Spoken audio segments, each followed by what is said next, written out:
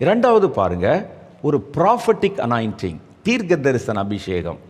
யோவேல் தீர்க்கதரிசியின் புஸ்தகம் 2வது அதிகாரம் 28, 29 சொல்லுகிறது, அதற்கு பின்பு நான் மாம்சமான யாவர் மேலும் என் ஆவியை ஊற்றுவேன், உங்கள் குமாரரும் குமாரத்திகளும் தீர்க்க தரிசனம் உரைப்பார்கள், உங்கள் வாலிபர்கள் தரிசனம் காண்பார்கள், உங்கள் மூப்பர்கள் சொப்பனங்களையும் உங்கள் வாலிபர்கள் தரிசனங்களையும் காண்பார்கள். அந்நாட்களில் ஊழியக்காரர்கள் மேலும் ஊழியக்காரிகள் மேலும் என் ஆவியை ஊற்றுவேன், அவர்களும் தீர்க்க தரிசனம் உரைப்பார்கள்.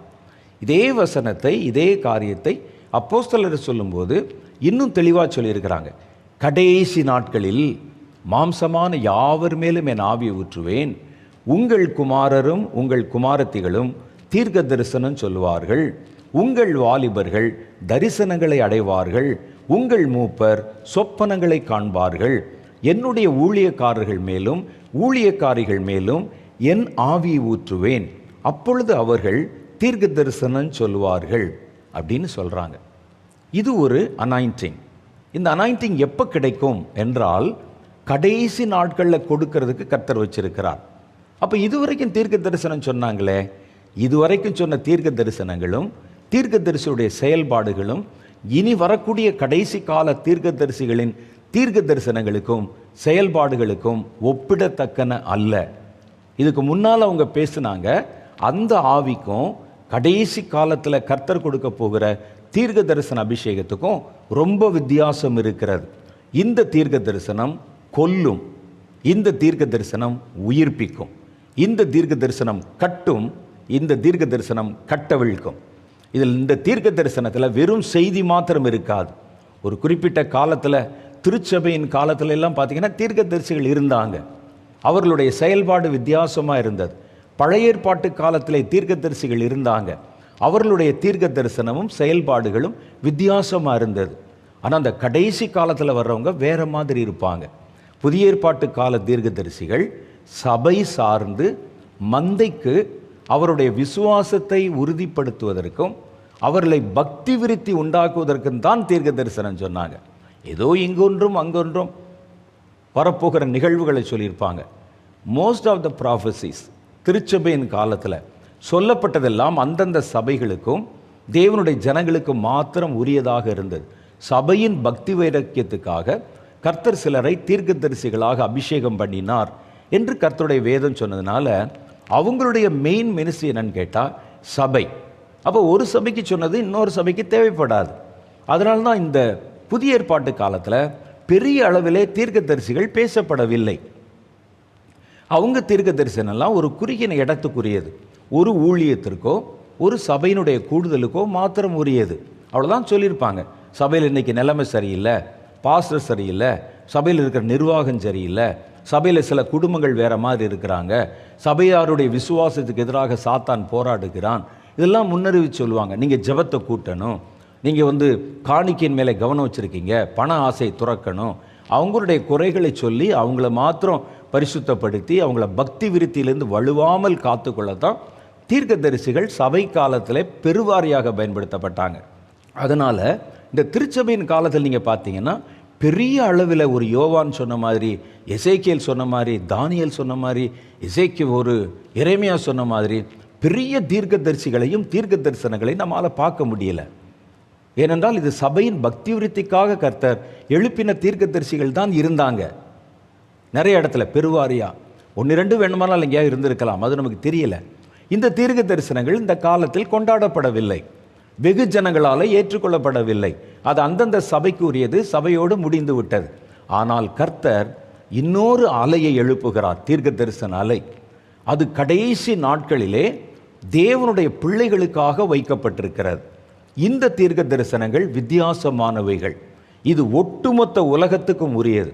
இது ஜனங்களுக்கு சொல்லப்படுகிற செய்தியை மாத்திரம் கொன்றாமல் கர்த்தருடைய தீர்க்க தரிசன வார்த்தைகள் யுத்தம் செய்கிறதையும் அல்லது அழிக்கப்பட்டவைகளை உயிர்ப்பிக்கிறதையும், ஜனங்களுடைய இருதயத்தில் விசுவாசத்தை கொழுந்து விட்டு எரிய பண்ணுகிறதையும், சாத்தானுக்கு டஃப் கொடுக்கிறதையும், சாத்தானுக்கு எதிராக யுத்தம் செய்கிறதையும் தெளிவாக உங்களால் பார்க்க முடியும். கர்த்தருடைய அற்புதங்களை கட்டவிழ்த்து விடுகிறதையும் இந்த தீர்க்கதரிசிகள் வித்தியாசமாக இருப்பாங்க. அவர்கள் எப்படி இருப்பார்கள் பாருங்க. அதோடைய பீக் நம்ம பார்க்குறோம்.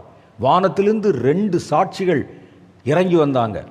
அந்த அவர்கள் எப்படி உபத்திரவ காலத்தின் நடுவிலே மத்திய நாட்களில் 7 வருஷ உபத்திரவ காலத்தின் மத்திய பகுதியில் 2 சாட்சிகள், 2 தீர்க்கதரிசிகள், வானத்திலிருந்து 2 ஒலிவ மரங்கள் இறங்கி வந்தாங்க. அவர்களை அடக்குவதற்கும் அவர்களை கட்டுவதற்கும் மடக்குவதற்கும் சாத்தான் என்னென்ன விதத்தில் முயற்சி பண்ண முடியுமோ எல்லா விதத்திலும் முயற்சி பண்ணினான். ஆனால் முடியல. அவன் செய்கிற ஒவ்வொரு காரியத்திற்கும் எதிர்வினை ஆற்றிக்கொண்டே இருந்தாங்க. அவன் செய்கிற எல்லாவற்றையும் முடக்கி கொண்டே இருந்தாங்க. கடைசியிலே கர்த்தருடைய சித்தத்தின்படி அவர்கள் தேசத்தில் கொலை செய்யப்பட்டு அவர்கள் உயிரோடு உயிர் தெழுந்தார்கள். அப்போ இந்த கடைசி கால தீர்க்கதரிசிகள், சொல்லப்போகிற தீர்க்கதரிசிகள் இப்போவே ஆரம்பிச்சிருவாங்க. அதோடைய பீக்கில் தான் அந்த 2 சாட்சிகள் வெளிப்பட ஆரம்பிப்பாங்க. அப்போ கர்த்தர் சொல்கிறார், கடைசி நாட்களில் மாம்சமான யாவர் மேலும் என் ஆவியை ஊற்றுவேன். குமாரர் குமாரத்திகள் தீர்க்க தரிசனம் உரைப்பாங்க, வாலிபர்கள் தரிசனம் காண்பாங்க, மூப்பர்கள் சொப்பனம் பார்ப்பாங்க. அந்நாட்களில் எல்லா ஊழியக்காரர்கள் மேலும் என் ஆவியை ஊற்றுவேன். அந்த கடைசி நாட்களில் அப்போ அவர்கள் எனக்கென்று தீர்க்க தரிசனம் சொல்லுவாங்க. என்ன தீர்க்க தரிசனம் சொல்லுவாங்க? அந்த தீர்க்க தரிசனம் எப்படிப்பட்டதாக இருக்கும்? இந்த தீர்க்க தரிசன ஆவி எப்படிப்பட்டதாக இருக்கும்? இந்த தீர்க்க தரிசனம் என்பது வெறும் செய்தியை கொண்டிருக்காது. இந்த தீர்க்க தரிசனம் அழிக்கும், எழுப்பும், பேசும், கட்டும், கட்டவிழ்க்கும், எல்லாம் நடக்கும். எப்படி எலியா வானத்தை கட்டினானோ அதே போல் இயற்கையை கட்டுவாங்க. இவங்க எப்படி கட்டவிழ்த்தாரோ அதே போல் இயற்கையை கட்டவிழ்ப்பாங்க. செயல்பட முடியாமல் ஆக்கிடுவாங்க. ஒரு வார்த்தையினாலே சாத்தானோட யுத்தம் பண்ணுவாங்க. அப்படிப்பட்ட ஒரு தலைமுறையை எழுப்பத்தான் கர்த்தர் இந்த தீர்க்க தரிசன அபிஷேகத்தை கடைசி நாட்களிலே கொடுக்கிறேன்னு சொல்கிறார். இந்த தீர்க்க தரிசன அபிஷேகம் மாத்திரம் எல்லா காலத்திலும் வேலை செய்தது. பாருங்கள், அந்த பழைய ஏற்பாட்டு காலத்தில் தீர்க்கதரிசி இருந்தாங்க, புதிய ஏற்பாட்டு காலத்திலும் தீர்க்கதரிசி இருந்தாங்க. சபையின் பக்தி விருத்திக்காக கர்த்தர் உங்களில் சிலரை அப்போஸ்தலராகவும் சிலரை மேய்ப்பராகவும் சிலரை சுவிசேஷகராகவும் சொல்லும்போது தீர்க்கதரிசி என்பது 2வது இடத்தை பிடிக்கிறது. சிலரை தீர்க்கதரிசிகளாகவும் அழைத்தேன் என்று சொல்லுகிறார். அப்போ தான் எப்போவுமே இந்த அபிஷேகம் இருக்குதே. பழைய ஏற்பாட்டு காலத்தில் தீர்க்கதரிசி இருந்தாங்க, புதிய ஏற்பாட்டு காலத்தில் தீர்க்கதரிசி இருந்தாங்க. அப்போ தீர்க்க தரிசன ஆவியை ஊற்றுவேன் என்று ஒரு வாக்கு தத்தத்தை ஏன் விசேஷமாக கொடுக்கணும் அப்படின்னு சொன்னால், இந்த தீர்க்க தரிசன அபிஷேகம் விசேஷமான தீர்க்க தரிசன அபிஷேகம். இல்லாட்டா அது எப்போவுமே இருக்குதே, எப்போவுமே கொடுத்துக்கிட்டு இருக்கதை நான் உங்களுக்கு கொடுப்பேன்னு சொல்ல வேண்டிய அவசியம் இல்லையே. நமக்கு பார்த்தீங்கன்னா இப்போ அரிசி கிடைக்கிது, அரிசி என்ன விலை கிடைக்குது, எல்லா நேரத்திலும் கிடைக்கிறது. திடீர்னு ஒருத்தர் வந்து நான் உங்களுக்கு அரிசி கொடுப்பேன்னு சொல்லி எப்படி வாக்குறுதி கொடுக்க முடியும்? அதான் எப்போவுமே கிடைச்சிக்கிட்டு இருக்குதே. அப்போ கிடைக்கத்தற்கு அரிய ஒரு காரியத்தை தான் நமக்கு வாக்குத்தத்தம் பண்ணுவாங்க. தீர்க்கதரிசிகளை பொறுத்தளவில் பழைய ஏற்பாட்டு காலத்தில் இருந்தாங்க, புதிய ஏற்பாட்டு காலத்தில் இருந்தாங்க, கடைசி காலத்தில் வரப்போகிறாங்க. அதான் ஏற்கனவே இருந்து கொண்டிருக்கிறார்களே. நான் ஊற்றுவேன் என்று ஒரு வாக்குத்தத்தத்தை கர்த்தர் ஏன் தரணும்னு கேட்டால், இந்த தீர்க்க தரிசன அபிஷேகம் இதுவரைக்கும் கிரியை செய்த தீர்க்க தரிசன அபிஷேகங்களிலிருந்து வித்தியாசமானது. இது ஒரு கூட்டத்தாருக்கு உரியதல்ல. இது வாலிபர்களுக்கும், குழந்தைகளுக்கும், கன்னியர்களுக்கும், மூப்பர்களுக்கும், எல்லா ஊழியர்களுக்கும் உரியது இந்த தீர்க்க தரிசனம். அடுத்து 3வது ஒரு காரியம் பாருங்க, யுத்த அபிஷேகம். கர்த்தர் இந்த கடைசி நாட்களில் எதற்கு யுத்த அபிஷேகம் அப்படின்னு கேட்டால், இந்த யுத்தம் என்பது ஆவிக்குரிய ஒரு யுத்தம். இனி வரக்கூடிய காலத்தில் கர்த்தர் தேவனுடைய பிள்ளைகளுக்கு ஒரு யுத்தத்தை இருக்கிறது என்று முன்னெச்சரிக்கை செய்திருக்கிறார். எபேசியர் 6வது அதிகாரத்தில் நீங்கள் வாசித்து பார்த்தீங்கன்னா என்ன யுத்தம் என்பதை பற்றி எழுதியிருக்கிறது. இதுவரைக்கும் உலக சரித்திரமும் சரி, வேதாகம சரித்திரம் சரி, நிறைய யுத்தங்களை பற்றி பேசுகிறது. உலக சரித்திரத்தில் பாருங்கள், பெரிய பெரிய வார், கிரேக்க போர் இருக்கிறது, சிலுவை போர்கள் இருக்கிறது, 1ஆம் உலகப் போர் இருக்குது, 2வது உலகப் போர் இருக்கிறது. இது மாதிரி பெரிய பெரிய யுத்தங்கள், ரஷ்ய போர் இருக்குது, பிரெஞ்சு போர் இருக்குது. இப்படி நிறைய யுத்தங்களை பற்றி சரித்திரம் பேசுகிறது. வேதாகமத்தில் பார்த்தீங்கன்னாலும் பெரிய பெரிய யுத்தங்களை பற்றி, படையெடுப்புகளை பற்றி வேதமும் பேசுகிறது. ஆனால் இதுவரைக்கும் பேசப்படாத ஒரு யுத்தம் இருக்கிறது. அந்த யுத்தம் ஆவிகளுடனே செய்கிற யுத்தம். இந்த யுத்தம் கடைசி காலத்தில் கர்த்தருடைய பிள்ளைகளுக்கு சொல்லப்பட்ட ஒரு காரியம்.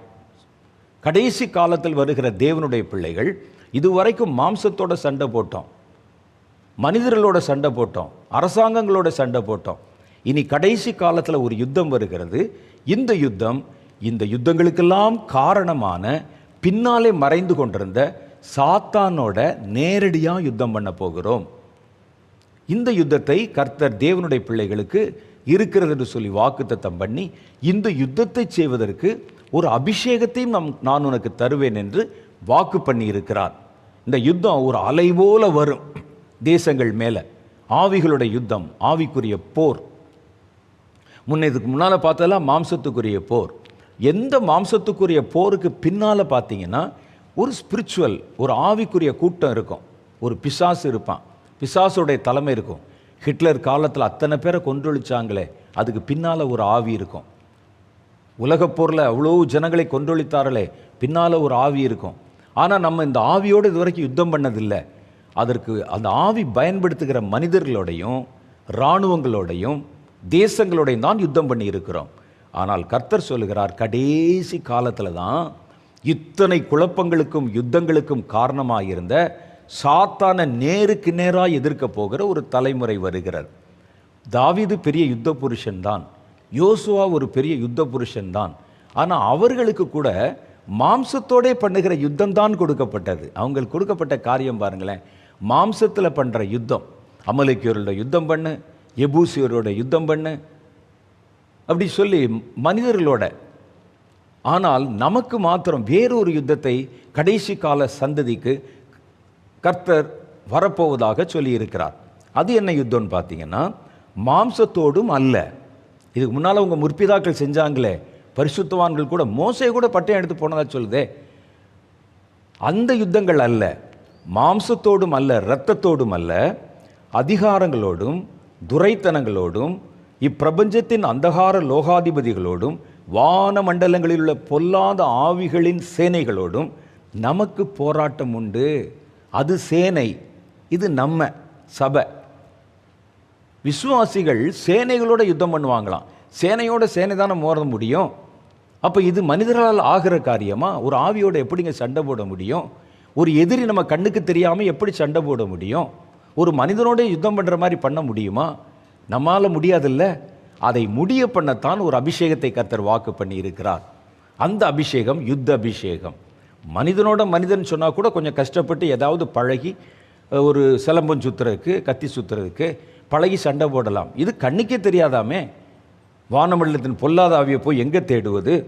அந்தகார லோகாதிபதியின் ஆவி, இருளில் இருக்கிற ஆவியை எங்கே போய் கண்டுபிடிப்பது? அந்த ஆவிகளின் சேனைகளோட ஒரு சபை எப்படி போராடுவது? நம்ம எப்படி போராடுவது? நம்ம தனித்த ஆள் அல்லது ஒரு சின்ன குரூப் இருப்போம், நம்ம போய் எப்படி ஒரு பெரிய சேனையோட சண்டை போட முடியும்? இதெல்லாம் இன்றைக்கு நம்ம யோசித்து பார்த்தால் நடக்க முடியாத காரியம். நடக்காது, நம்மளால் முடியாது. ஆவிகளோட போய் யுத்தம் பண்ண முடியாது. தாவீதா இருந்தால் கூட முடியாது, ஒரு யோசுவாவாக இருந்தால் கூட முடியாது, பெரிய பெரிய யுத்த வீரர்கள் இருந்தால் சாலமோனாக இருந்தால் கூட முடியாது, சிம்சோனாக இருந்தால் கூட முடியாது. ஆனால் கர்த்தர் இவர்களுக்கெல்லாம் மறைக்கப்பட்ட ஒரு யுத்தத்தை நமக்கென்று கர்த்தர் வைத்திருக்கிறார். மனிதரால் முடியாதில்ல, அதை முடிய பண்ண கர்த்தர் தாமே இந்த அபிஷேகத்தின் வல்லமையை நமக்குள் தருகிறார்.